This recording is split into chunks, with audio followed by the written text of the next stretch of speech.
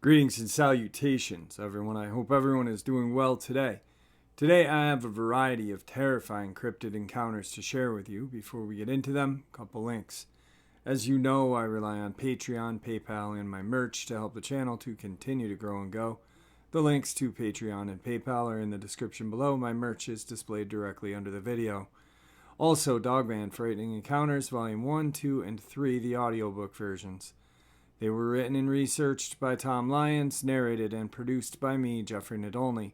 Those audiobooks are available on Audible, Amazon, and iTunes, the links to which are also in the description as well. And finally, last but definitely not least, if you'd really like to help support this channel to continue to grow and go, simply subscribe, click the like button, and please leave a comment. It really does help, and it does matter. And now, everyone, I have taken far too much of your time. Let's get on with tonight's second half, shall we? Today's first encounter. I live at my grandparents' house in the middle of nowhere. It's very rural, and my cousin and I keep experiencing weird things we feel may be related to a shapeshifter. Strange things have been happening, and there has always been an eerie feeling up here. To start, there is a motion sensor light by one of the sheds on the property that has been going off at night, late at night, without anything being there and weird noises. At first, we thought it was a coincidence, but then it kept happening, always around 11:30 at night. Again, another time, my cousin and I were sitting on a van, and we looked over, and my grandfather was looking at us. Just a dead-eyed stare. He didn't say anything, he just stared for about 45 seconds, which was unusual and out of character. Then, after he walked away, a few minutes later, we went to go inside and we ran into him again. And he was walking out of the house and said, "I was just coming to find you guys," implying that he didn't see us, but he very clearly had seen us. And I waved at him and he just walked away. My cousin has been seeing and hearing things that aren't there. And we just aren't sure if we are idiots or something does seem off. After making the stupid decision to sit in my grandfather's shop with my cousin, we wanted to watch from afar to see if the light would go on. After setting up, I noticed a large amount of owls that I was hearing, and that in this area, Idaho, the amount of owls I could hear was unnatural. Setting that aside, though, I looked at some different stuff on shapeshifters and discovered they commonly show up as fox, wolves, coyotes, crows, and owls. And we kept hearing a really weird barking noise that really didn't sound like a dog. My mom came out to check on us, and she stopped in her tracks because she had said she had heard something weird. My mom is not easily fazed, but she stopped dead where she was and shines her flashlight to where she thought she heard something. And my cousin and I just looked at each other because my mom wouldn't believe us if we told her what we thought was really going on. She ended up leaving, and we walked with her to the smaller shed room where some batteries are kept because we needed them, and my mom slowed down and ended up far behind us. We ended up in the shed, and we didn't see her, but we could hear her talking. And it was obvious that we weren't there because she would have seen us. We freaked out, but continued looking for the batteries. I watched my mom go to the door and open the screen, but I had closed the shed door before I saw her actually go into the house. I'm not sure if this is totally true, but I heard that shapeshifters cannot go into homes without being invited. By the time we left the shed, she was gone, and we just assumed that she had went inside, but it was still kind of weird. We then walked back and started off walking, but then we heard a strange, unsettling bark, and it would not stop, so we ran back inside of the shop, and it stopped. I also heard that when shapeshifters are around, they leave a foul stench. In Idaho, there are always a lot of dairy farms, and I'm used to them. They smell, but recently, I have been smelling the most god-awful stenches. And I just assumed it was the dairy farm, even though I have never smelled dairy farms like that. So I am unsure if it could have been a shapeshifter or not. I believe it was. To mention the setup of the shop, it is a fairly large building that has lights, and a bunch of outlets for various tools and TV. We had the TV on and the lights take a few seconds to fully turn on. When you turn them on, and my cousin and I wanted to see what it would look like with the lights off. So we turned off the 2 switches for the lights, the TV stayed on as intended, and I went to turn the lights back on, but they wouldn't light up a little like they usually do. Then out of nowhere, the TV just turns off completely, like something happened to the switch in the box that made everything turn on and off. No random or extra switches were touched, so it was not from the inside. There is, however, a breaker box that contains switches for inside the shop on the outside wall. I did not want to alarm my cousin more than she already was, so I kept this to myself. I turned on some light music, as to not sit in complete silence and wait to hear something that we did not want to. As music was playing, I kept hearing a heavy thumping and weird noises, but I just turned the music up so that my cousin would not hear them. We ended up making it back inside the house, but this night will go down in my brain as one time I have been truly terrified. Again, not 100% sure if it was a shapeshifter incident, but thought that I could get some feedback on it. Tonight's second part of the upload is another creepy little event out of Idaho. Creepy massive elk graveyard discovered in Idaho. Locals blame Bigfoot. The place was discovered by accident and only thanks to a program that provides some animals with GPS collars to track their movements. When an animal dies, it is soon revealed by the signal from this collar, and in each case a team of rangers goes into the forest to find out how the elk ended his life. This time around, the team went on a similar journey again, but no one knew that they were in for a completely creepy spectacle and a scene worthy of being included in a horror film. According to Northwest Sportsman, the officials stumbled upon a massive pile of remains from what they called an elk boneyard near Lewiston at Craig Mountain. They discovered at least 15 elk head, as well as fur, broken bones, and tons of other bones. With boulders up to the size of beach balls, it appeared that at least 15 elk were traversing the side hilling near the top of the ridgeline, only to be caught up in a landslide, bringing them down almost 1,000 feet over just a distance of 300 to 400 yards. This group of elk was caught in the middle of the rubble and snow, ultimately resulting in death, noted senior wildlife technician Mark Shepard. A whole herd of elk in the winter, for some unknown reason, climbed a rather narrow and steep mountain slope. Not everyone is ready to believe in such a theory.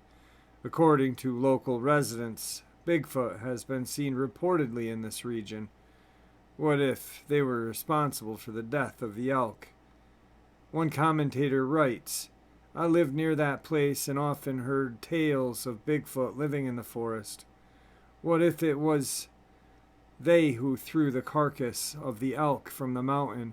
No matter how it really was, to find it is very strange." So yeah, it's definitely a very creepy picture. I'm not going to post it. If you guys look up elk boneyard in Idaho, you guys will find the link to the article and you guys can see the photo for yourself.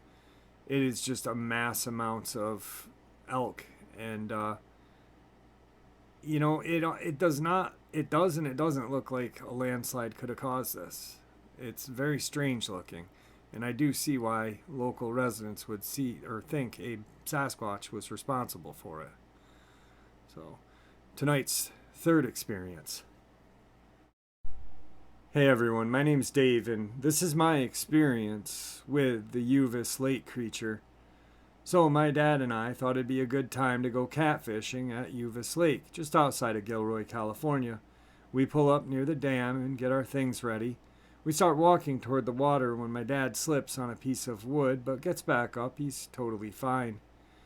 We get to our spot that's about 70 yards from where we parked, It didn't take 5 minutes for us to start hearing things in the bushes. My dad and I froze. We kept a lookout for what the cause for the sounds may be. Uvis is prime spot for some shady dealings to go on. The sounds continue for the next hour and a half. It reached the point where all we could think was WTF. I then try and think of what it may be. I rule out that it's a human because no car pulled up except us, and we would have seen them coming from the other direction. Yet we have boar, coyote, deer, bird, and ground squirrel. I'm quick to rule out deer, birds, and squirrels because they're not out at this late at night. It was 11 p.m. This also sounded larger, so coyote is ruled out. Lastly, there is boar. Boar are loud and travel in a large group, so they couldn't be the culprit. We finally arrived back to the car only to learn that my dad had dropped the keys on his fall and that we were not out of the woods yet. We heard some rustling in the brush. The rustling didn't stop, and whatever it was sounded large. My dad tried to call someone to pick us up so we could come back to the car the next day with a set of spare keys. It was at this moment when my dad and I heard footsteps in the brush not 20 feet behind us. I was petrified. I didn't move, nor did I say a word. This moment is burned into my brain. This thing did not move, but I could see the glare out of its eyes, or whatever eye shine. It was like this for the next 10 minutes. I finally waved someone down. They pulled over, and we told them what had happened to us. My dad finally got someone to answer the phone and to come and pick us up.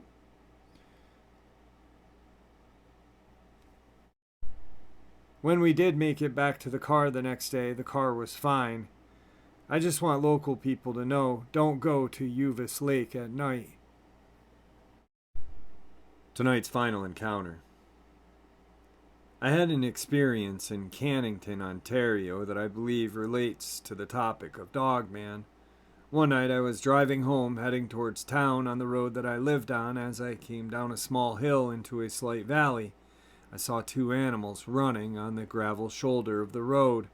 At first glance, I assumed them to be a pair of Great Pyrenees farm dogs that had gotten loose, purely based on their size. As I got closer to them from the rear, it became clear, from their coloration and body shape, that my original assumption was definitely wrong. At the time, I was driving a 97 GMC Sierra, and as I became parallel to these animals, both of their heads and the tops of their back were clearly taller than the bottom of the passenger side window. They were both identical from my perspective. However, one of them turned its head to glance over at the truck before turning on a dime and making a break straight through the soy field on the right side of the road. The other followed before I could blink. It wasn't until after they had broken off from my direction of travel that I thought to check my speed. I was going 90 kilometers an hour, and both of them kept pace with ease. When I share this experience, I usually simplify it by saying that I saw two huge wolves on the road. But honestly, I've lived in that town with a population of wolves as well as a wolf sanctuary, even seen one on my street one evening. The animals that I saw that night on the road in Cannington would have towered over any wolf I've seen anywhere else in Ontario. We'd been driving down a lonely, empty side road without streetlights in eastern Quebec in 2005. It was 8 p.m. or so, and we drove in the pouring rain. The entire time there was only one other car roughly 50 feet in front of us. During the whole ride, it seemed. I'd been sitting in the middle back seat when the car in front suddenly hit the brakes, causing his bright red brake lights to shine, grabbing all of our attention. I'd expected to see a downed tree or a dead deer in the road, but no. The car in front swerved to the right, causing us to swerve left. In the headlights stood a huge werewolf dogman, or whatever name you choose to call such a thing. I had a great view from the front. then a close-up as it passed us on the right side of the car. I'll never forget the size of this thing. Just so massive in size and oddly looked totally jacked. It had to somewhat bend over to look into the car, it being such a huge size and all. It couldn't have been anything else. It was the most insane thing I have ever witnessed. I will never forget what this creature looked like. It had very dark fur with pointed ears like a German shepherd. I did not see a tail. Its chest was ridiculously large. I had seen a Dogman. It was in Louisiana, just outside of a small village named Duberly. I was 17 years old and part of a hunting party. I was about 30 meters away from a fence line that housed a herd of teamed and farm-bred deer. I was sitting next to the salt tree stump, waiting for my grandfather to come back with discards from the previous deer we had hunted. Not all of the farmed deer, but a wild deer he had previously shot. I was on the high line known as the boneyard. It's where we always discarded animal entrails that are of little use to us. I saw a creature's leg, then a shoulder that had a snout of a dog. It was 7 feet tall. It made zero noise, and it noticed me. Its eyes met with mine. It then darted away. This thing looked straight into my eyes. It looked like it knew I wasn't supposed to see it, but I did. It backed up and disappeared into the foliage. It was the weirdest thing I had ever seen. Never knew about these things or thought they existed. I still remember the sun shimmering on its smooth pelt. You could see some muscles through the thinner spots of its fur. Alright guys, I hope you enjoyed today's second half as much as I enjoyed sharing it with you. Sorry for the noise in the background. My studio, it was 98 degrees outside today, and my studio has no fan, so I opened the door and had an air conditioner pumping cold air into it. At the beginning of the recording session with the door closed, it was actually 102, and I kept dozing off and on from the heat. But I wanted to cool the studio down a little bit because tonight I am going to be talking to our buddy Luke. And Luke and I are going to be talking, and I will record it. And he's got a couple of very interesting experiences to share with us. So with that, my friends, I hope you guys enjoyed tonight's second half as much as I enjoyed sharing it with you. May the Great Spirit watch over us, and may He guide us down that path that we call life.